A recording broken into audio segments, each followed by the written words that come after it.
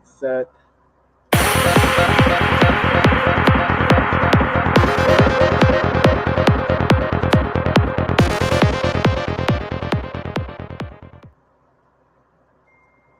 Hello, everyone, and welcome to another day in the Marvel Universe. And welcome, Amber Dawn. Thank you for coming. You're welcome. Thanks for having me, Mr. Wolverine. Ha, ha, ha, ha. I'm more of a Care Bear. I shine my light into people and then they dissipate. You have special powers too. I look like candy, but I'm very sour in the middle. Be careful. Oh, cut you up. Doesn't he look cool, you guys? He looks great. We're doing the thing. I wonder what. Yeah, no, I just need a big stogie. Yeah. I'm not a smoker much, but I got the claws. Yeah, you got the facial hair and everything. It's awesome. I got you going on. Yeah, I'm like the guy now. Call me if you need any hero super work. Time to go grocery shopping. I give you my best face. Yeah. Well, thank you for joining me tonight. Let me sit down and take a load off. We are taking a break from that and back to the little screen and adjustment here. And voila! Look at that. Hot diggity dog. Snap, snap, snap, snap. If you folks haven't noticed, we are in costume. Yes. We made a deal. If I go on, he goes on and dressed up. So here we are. Or maybe it was vice versa. I've had this is like my third costume, and I'm getting all into the Halloween spirit, Me too. And that absolutely might as well have fun with it. I mean, Yeah. I guess I did dress up when I was a kid. I remember winning a Halloween contest once. The ones they do in school there, and I was the two-headed monster. My mother helped me, and I want to throw a shout out to her because I appreciate that. I remember I won a bank globe. It was just one of those metal bank globes, but I was so proud of that thing. I had this head thing on my shoulder and a wig on it, and I must have been pretty good looking or ugly, one or the other. Or terrifying enough to win something. That's awesome. Yeah, exactly. A lot of fun though. Gotta have fun with it. And that's what we're doing. One time, me and my friends went out, and I was a bee. My friend was a ladybug, and then another friend was a mattress, and we were bed bugs. Bed bugs. I love it. And we won. We won something. Oh, really? Awesome. Awesome. I remember the last time I went trick or treating. When was the last time you went trick or treating? I wouldn't even remember. It's been so long. I remember the last time I went trick or treating, and me and my friend Chuck, he came over. We went. My parents took us uptown with my two sisters, and we went house to house. And we must have been getting pretty old or tall or big or something, because as we went, they look at us and say, you're too old, get out of here. Yeah. Yeah. And that's when you know the fun is over. At least you were dressed up, but there's a lot of older people that come to the doors and they're not even dressed up. You're like, come on, can you try? Yes, exactly. Well, I had to be at least 10 or 12 by that time or something like that. But, I was a big kid in my day. You know what I mean? Mm-hmm. No, but, hey, I'm sure the kids are bigger now and the things are crazy, and whatever. So anyhow, it is what it is, and we're having fun with it. It's all good. So anyway, I thought, what should we talk about tonight? This is gonna be one of those shorts, and we can relive our Halloween days or the magic that made it. What's involved. I mean, this is a magical time, and you're one of those magical people. You Oh, are. thanks. Yes, you have that intuition. You're talking the spirits. You're doing all these things. I consider you an oracle. That's the way I look at you, as this oracle that shines. And I mean, just you're surrounded. Every time I see you as this person who's surrounded with magic. Put it that way. Oh, thank you. Thank you. I feel very flattered. Well, there you go. I mean, I'm sure other people do too, but in that, oh, what's that? Just to add to the magic, Oh, the crystal. magic. Oh, that's so nice. But so in that, what is the magic? What do you feel? Magic isn't something that you just do. I've learned that through the days. Magic is something that's comes from within. I mean, it's mental, it's physical, and it's from the heart. Absolutely. Um, I think it's just following your heart, like you said, following the messages you get in your head and being aware of spirit trying to talk to us, and it wants us to talk back and recognize that it's there. Some people don't believe that, but I'm sure everyone here does, and that's just how it is, and that's how you get your if you follow it, and if you get this idea of astrology, for example, and an astrology book lands in your hands, and then you're watching a show about astrology, all of a sudden out of the blue it pops up, then that's a sign. And Mhm. then it's up to us to do the work. And it's, we always are creating and manifesting and being magical and everything, but most people just are doing it subconsciously.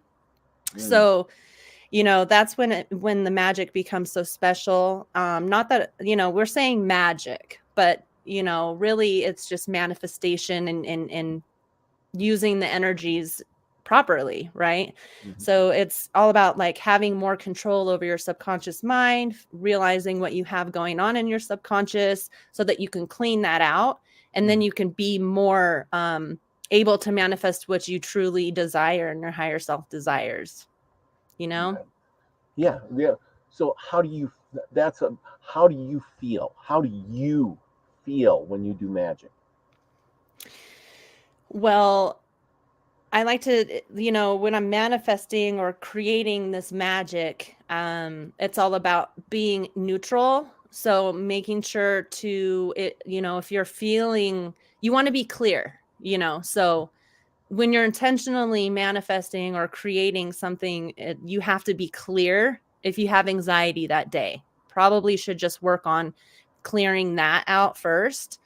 Mhm. And doing some meditations to ground you, and then bam, start visualizing, start feeling the feeling that you would have if you had something, or if you felt better. If you're sick and you've been sick for a long time, start feeling the feeling of what it would feel like, or what you used to feel like when you felt better, or if you're really want a relationship, feeling that feeling of what it would feel like to be with someone. And don't ask the questions of how, or those doubts might come in, like, oh, I don't deserve that, or whatever. That stuff you have to clear before you really start focusing on manifesting.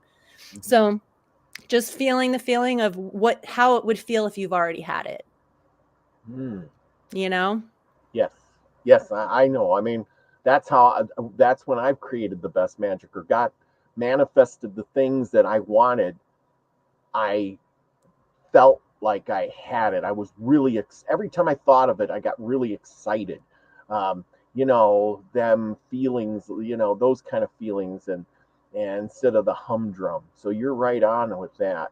Um, I mean, but you still have to think about it. You can't just toss it to the curb. And like you said, you have to do the work. Like I had to do the work to get what I wanted when I manifested something, but I couldn't just toss it to the side and said it's going to come to me, because things in the world the universe don't usually work like that. Yeah, so if you want to buy a plot of land and you're really interested in this specific plot of land, then you have to go and find out how much it costs, talk to the owner, you know, get a loan or whatever it is that you need to do. Like there's work involved, it's not just Yeah. like I want to be ripped one day or I want to have this plot of land and then just not do anything and sit and eat popcorn all day. It's not how it works. Magic is is physical too. We have to put our fingers on it too. Not always. Sometimes you can will things in, but other times you just have to know when to put the work in. Yes. Yes. Just like when you're meditating, like I used to put a lot of, like I would do pointed crystals and I would put them on all my chakras, the ones that I knew that were out of alignment. And depending on which way you point it can either push the energy out of that chakra or it can bring it in, depending on what your goal is. That's work as well. And that's also a part of magic and transforming your energy and your vibe so that you can attract what your higher self wants. Not always our logical mind knows, but our higher self does know, and that's why it's so important to learn how to shut the mind off sometimes so that you can be led by your higher self. Yes. I've done a lot of work on that or research too, is your subconscious. And I've been reading books where it says, think of something and then you could draw a sigil or picture and then roll it up and then, don't tell anybody, put it in an envelope or a scroll or something, put it on the wall or somewhere, hide it, somewhere. But every time you look at that spot or at that envelope or something, what's in there, and your subconscious mind will work on it. And that's a lot of magic there too. Is now people think of witches and things at Halloween and casting spells and doing rituals and things. Is that really needed, or is it just more mental and the physical? People can cast spells that way, by doing sigils or, even deeper than that. You've got black magic too, white magic. So it's really just about intentions, and I think that like no matter what, you're going to be creating some kind of magic every day. And if you're not aware of your mind rambling and stuff, that could put you off course. So it's so important to be aware of what you're thinking and to make sure that you're trying to stay positive, all that hoopla that everyone kind of gets tired of hearing, but it's true, and then also acknowledging when you're not feeling so great so that you can clear. But I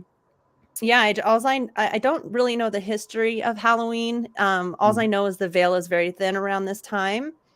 And we're definitely able to see through the veil if we're wanting that.